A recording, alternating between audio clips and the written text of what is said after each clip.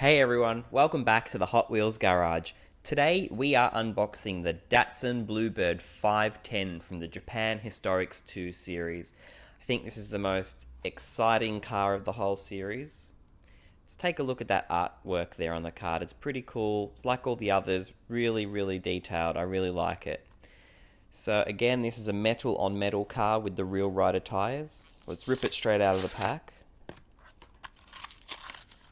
Yeah.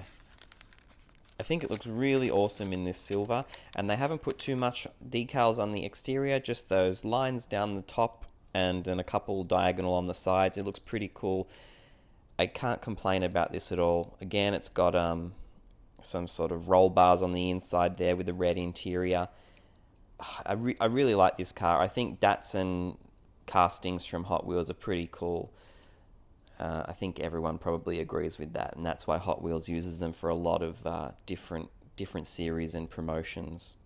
Alright everyone, big thumbs up. Don't forget to leave your comments down below and subscribe so you don't miss what's up next in the Hot Wheels Garage. Thanks for watching everyone.